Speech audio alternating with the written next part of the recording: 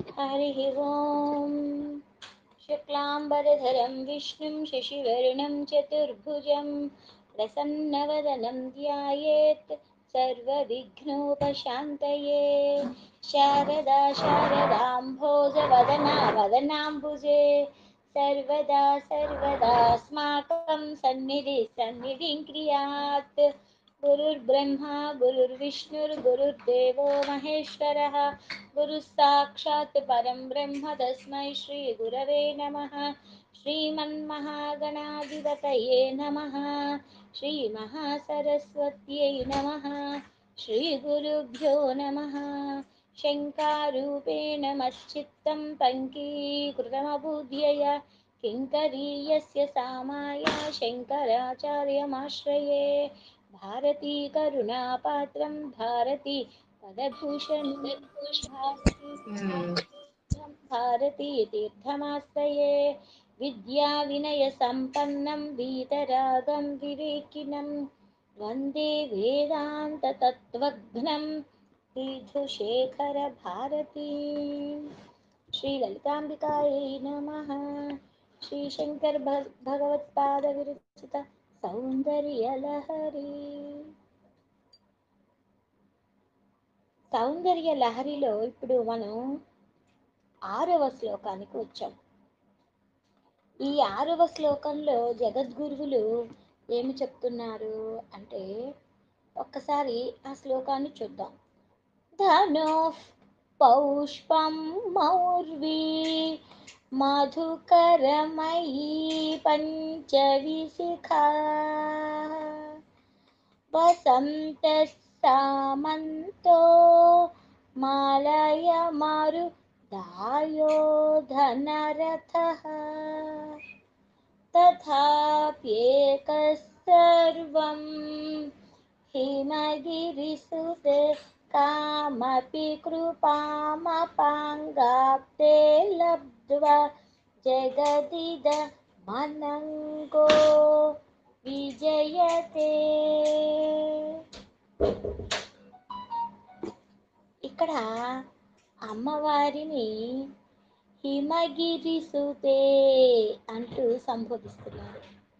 హిమగిరిసుతే అంటే హిమవత్ పర్వత రాజపుత్రిక అంటూ అమ్మని చక్కగా తన తండ్రి పేరుతోటి సంబోధిస్తూ ఉన్నారు. జగద్గురుల వాంగ్మయంలో ఎప్పుడు తండ్రి పేరుతోటో భర్త పేరుతోటో అమ్మని పిలుస్తూ ఉంటారు. అది చాలా సంతోషం వస్తూ ఉంటుంది. ఆ ఒక్క పదాన్ని వినంగానే మనసుకి ఆ కుటుంబము అంటే పెళ్ళయ్యి వచ్చేసిన తర్వాత నాన్నగారి పేరుతో అమ్మాయిని పిలవటం అనేది ఒక గొప్ప అదృష్టం అన్నట్లుగా అనిపిస్తుంది.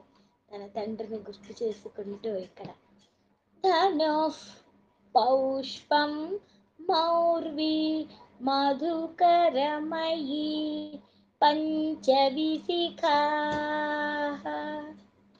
ఇక్కడ ఏం చెప్తున్నారు జగద్గురువులు? ధనుస్సు పుష్పమయమైనది. ధనస్సు పుష్పమయమైనది. అది పుష్పమయమైన ఆ ధనుస్సుకి తుమ్మెదలతోటి వరసల కట్టిన అల్లెత్రాడు. జాగ్రత్తగా పట్టుకోండి. మీరు ఈ చెప్పే ఈ భావనని మనసుకు తెచ్చుకోండి. ఒక ధనస్సు ఉన్నది. ఆ ధనస్సు ఎలా ఉన్నది? పుష్పమయమైన ధనస్సు. దానికి అల్లెత్రాడు ఉండాలి కదా. ఆ అల్లెత్రాడు ఎలా ఉంది? తుమ్మెదల వరసతో ఉన్నది. పోనీ బాణాలు ఎక్కువగా ఉన్నాయా అంటే 5 మాత్రమే బాణాలు. వసంత సామంతో, సామంతుడు వసంతుడు 2 నెలలు ఆయుష్ కలిగిన ఆ ఋతువు వసంత ఋతువు ఆయనకి మిత్రుడు. ఇంకా ఏముంది? మాలయ మారు దాయోధనరతః. మలయ మరుతము యుద్ధానికి ఉపయోగించే సామగ్రి అన్నమాట ఇవన్నీ కూడా. ఏమన్నా ఆ రథము ఏదైనా గొప్పదిగా ఉన్నదా అంటే అది లేదు.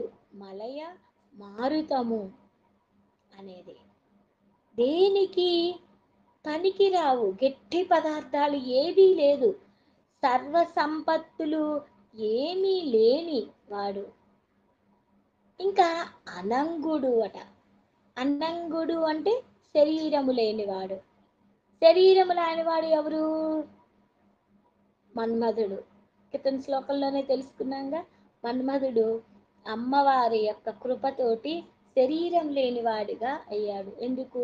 శివుడు అతనిని భస్మీపటలనము చేస్తే. శరీరము లేని మన్మధుడు ఒక్కడే. కానీ నీ యొక్క కడగంటి చూపు వలన అనిర్వచనీయమైన దయ పొంది ఈ సర్వస్వాన్ని ఈ జగత్తుని ఏలుతూ ఉన్నాడు అంటున్నారు.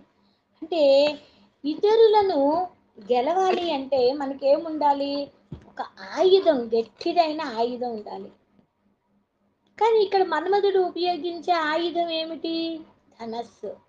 ఈ ధనస్సు ఎలా ఉంది? అతి సుకుమారమైనది. ఎంత సుకుమారమైనది అంటే సూర్యోదయంతో వికసించి మరణ సూర్య అస్తమయం వరకు ముకుళించుకుపోయే పుష్పాలు. అంటే వాటి బ్రతుకు ఎంత? ఒక్కరోజు. ఒక్కరోజు కూడా కాదు. కొన్ని కొన్ని పుష్పాలకైతే కొన్ని గంటలే. వాటిని పట్టుకున్నాడు. మరి మరుసటి రోజుకి పనికిరాదుగా. దృఢత్వంగా ఉండాలిగా. ఎదుటి వారిని యుద్ధంతో సంహరించాలి అంటే పోనీ అలా అనుకున్న ఆ పుష్పానికి అల్లెతాడు ఏదైనా గట్టిగా బలంగా ఉన్నదా అంటే తేనె ఉన్నంత వరకే ఆ మత్తుతోటి ఆ తేనెటీగలు ఉంటాయి. కూర్పు కూడా సరి అయినది లేదు. అంటే తుమ్మెదల వరస దృఢంగా ఎట్లా ఉంటుంది? అది బిగువుగా లేదు. పోనీ బాణాలు అయినా కొంచెం ఎక్కువగా ఉన్నాయా అంటే బాణాలు కూడా ఐదు బాణాలు. పోనీ మన్మధునికి సలహాలిచ్చే సచులు అంటే స్నేహితులు ఎవరైనా ఉన్నారా అంటే వసంతుడు. అంటే వసంత ఋతువు మాత్రమే. అతను ఎన్ని రోజులు ఉంటారు సలహా ఇవ్వటానికి? 2 నెలలు దాటిపోతే వసంతుడు వెళ్ళిపోతారు. మళ్ళీ గ్రీష్మ ఋతువు వస్తుంది. పోనీ వాహనమైన గట్టిగా ఉందా? మలయ మారుతము. మలయ మారుతము ఎంత వేగంగా వీచిందనుకో అది మొత్తము ఇదైపోతుంది. అంటే మరి అట్లాంటి రథం పైతో పోతూ ఉన్న మన్మధుడు తన లక్ష్యాన్ని ఎలా సాధించగలడు?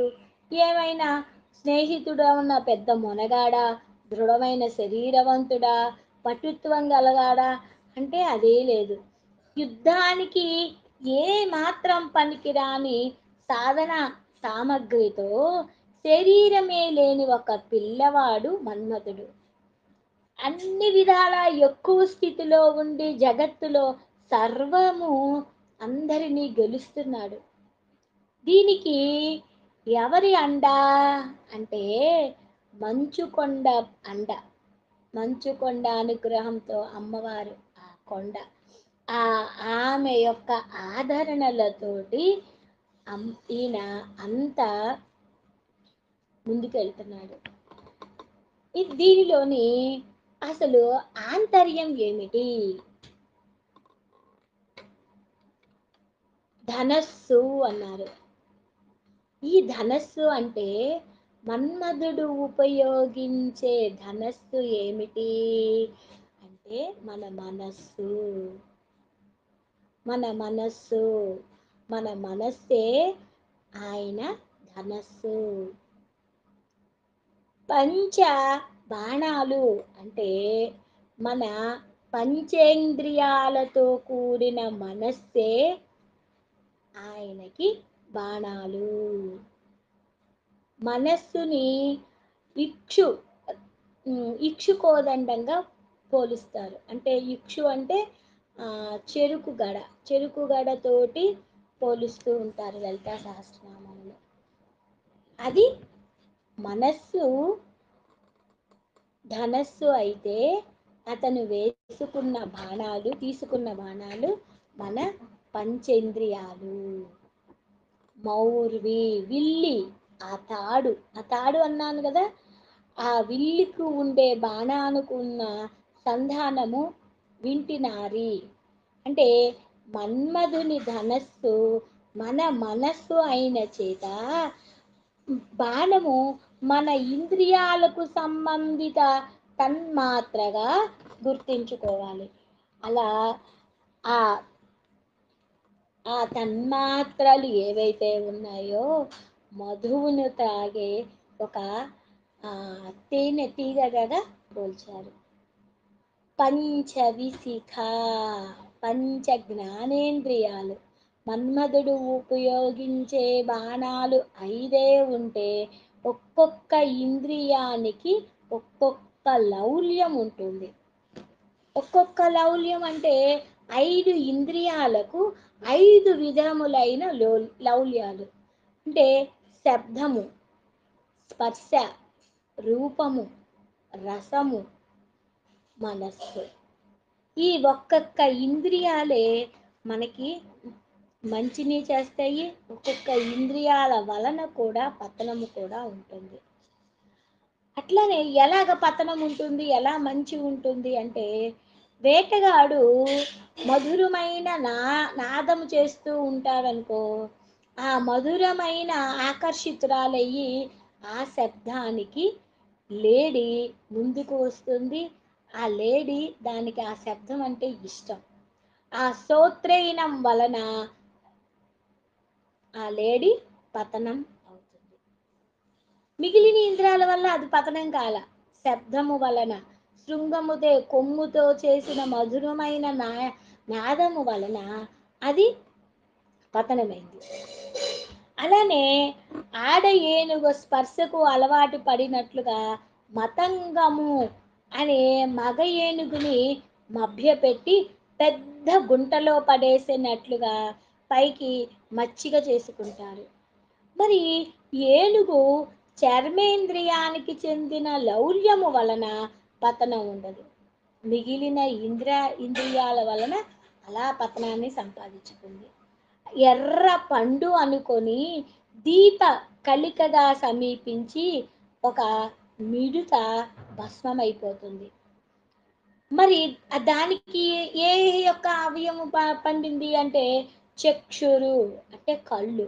కౌ ఆ కళ్ళు వలన అది పతనానికి గురి అయింది. మిగిలిన ఏ ఇంద్రియాల వలన పతనం కాల. పద్మములోని మధువుని త్రాగుతూ ఒళ్ళు తెలియకుండా చీకటి సమయం వరకు ముడుచుకుపోయి అలానే పద్మంలో ఉండి చనిపోతుంది. దానికి ఏ ఇంద్రియము వల్ల ఇదైపోయింది? జిహ్వేంద్రియము, కోరిక, దాన్ని తాగాలి, మధువుని తాగాలి అనే కోరిక వలన అది పతనమైంది. ఇక మిగిలిన ఇంద్రియాల వల్ల ఏది పతనం కాల. అంటే ఒక్కొక్క కోరిక ఏదైతే ఉంటుందో ఆ ఒక్క కోరిక వలనే పతనము అనేది చెందుతూ ఉంటుంది. ఒక్కొక్క జంతువుకి, ఒక్కొక్క కీటయానికి ఇంద్రియ లౌల్యము వలన పతనం ఉంటుంది. మనిషికి కూడా 5 ఇంద్రియాల వలనే పతనం చెందటానికి అవకాశం ఉన్నది. అందుకని మనిషి మిగతా జంతువుల కన్నా, పక్షుల కన్నా 5 రెట్లు జాగ్రత్తతో ఉండాలి అని చెప్తున్నారు. వసంత సామంత అన్నారు. వసంతుడు ఏం చేస్తాడు? చెట్లు చిగురింపజేసి, పుష్పింపజేసి, ప్రకృతిని శోభను పెంచటంలో, అటు మానవులకు ఆశలను చిగురింపజేయటంలో మన్మధునికి సహకరిస్తూ ఉంటాడు. వసంతుని పని అంతే. అలాగే అలా ప్రేమ, సంకర్షణలు, పరస్పర మనోవికారాలు ఇవన్నీ కూడా ప్రకృతితోటి మనుషులు మభ్యపడేటట్లుగా ఉంటుంది. అందుకోసమనే వసంతుడు ప్రాథమిక దశలోనే స్వల్పకాలమే అతనికి సహకరించి కామయజ్ఞ కార్య సాధనకు అంకురించినట్లుగా తన పనిని ప్రారంభిస్తాడు. ఇక మలయ మరుదాయోధన రథ. మలయము అంటే గాలి. ఆ గాలితోటే మలయ మారుతము అనేది ఏమవుతుంది? మనస్సులను మత్తెక్కించి మధుర స్పర్శానుభూతిని రేకెత్తించి పులకింపజేయటంలో మన్మధునికి సహకరిస్తుంది.